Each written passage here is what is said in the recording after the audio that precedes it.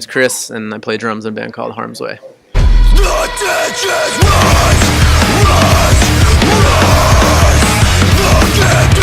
Now, can you tell us a little bit more about your personal history with addictions and mental health?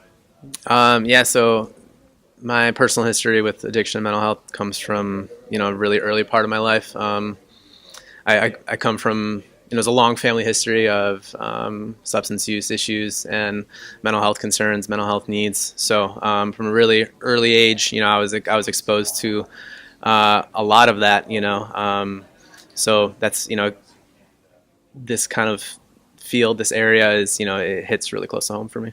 Now, you were mentioning that you're a counselor. What got you into that? Is that your personal history that made you make that decision? Yeah, absolutely. Like I mentioned, like long family history with substance use issues, and my brother, my older brother, he struggled with heroin use, opioid use for many years. He ended up losing his life to it around 11 years now.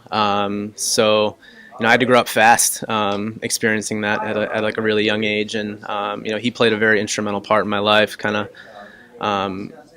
trying to get me into things outside of drugs, outside of alcohol. So he was very instrumental in getting me into music and kind of straight edge music and stuff like that. So he's played a seminal part in my life, and just kind of watching his struggles kind of made me choose a career path that to kind of like honor his life and kind of make sure his passing didn't go in vain.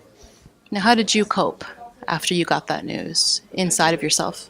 Yeah, so I luckily grew up with a very supportive family, a very loving and caring family, and we kind of had each other. In addition to that, I was going to support groups with my mom at a really young age. She tried to make sure that we had, my sister and I and other family members, we had the support that we needed to kind of cope with that pain, cope with that loss, cope with those issues.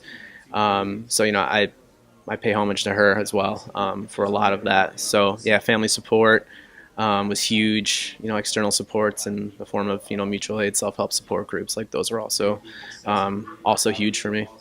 How difficult it is when your personal passion meets the other passion in your life, music?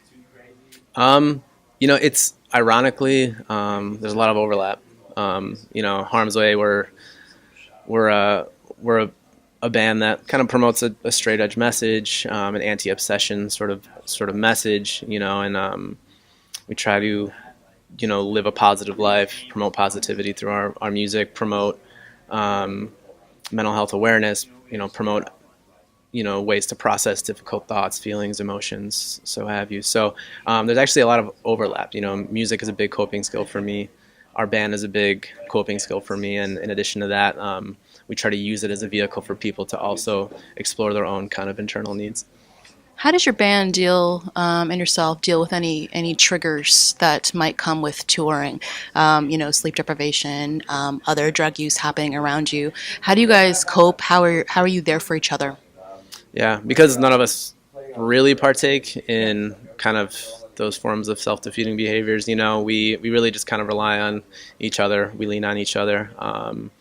We're all like really close friends. I'd say that we're all best friends, and we've been doing this for a long time. So in many ways we're like brothers. So we just really lean on one another. In addition to that, we're really big on kind of health and nutrition. We're going to the gym, we're hanging out, we're kind of just making the most out of our time together. So we never feel like alone in that respect. Even when, you are grinding, you are losing sleep, right? You are just kind of, like I said, grinding through each day. We kind of have each other, and it really helps us the most. Tell me a little bit more about your self-care regimen, because that's one thing that I read a lot about, is how important it is to take care of yourself, and what an unselfish thing it is to take care of yourself. So what do you guys do when you need to do that for yourselves? Yeah, I think self-care is huge. On tour, days off are huge. Catching up on sleep is huge. Having a good meal is huge. All of that, right? For me personally, I partake in a lot of, reading, meditation, self-exploration, stuff like that. I need that stuff personally, or else, I'll become a total mess. So I think, self-care is huge, not only in the music, but also in my profession as a counselor in the mental health and kind of addiction area.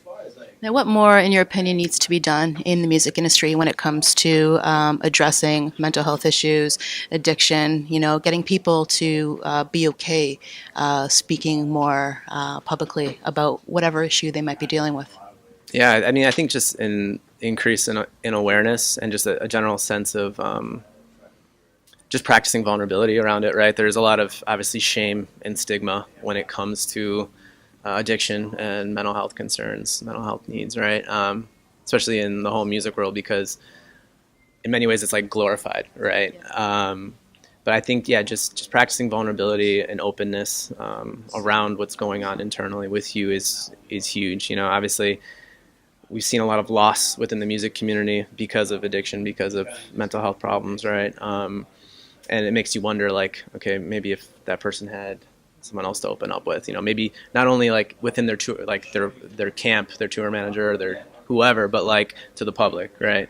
So just a general openness, practicing vulnerability, reducing shame, reducing stigma. I think that could be huge, because on this tour alone, I mean, you have dozens and dozens and dozens of people who are struggling with those needs. And Warped Tour is a cool place, they're doing 12-step meetings in the evenings, they're doing meditation, there's some support here, and obviously there's folks like you guys trying to spread awareness, doing Narcan training, so just not trying to sweep it under the rug anymore, but just having an openness, being real about it. I think it's super important.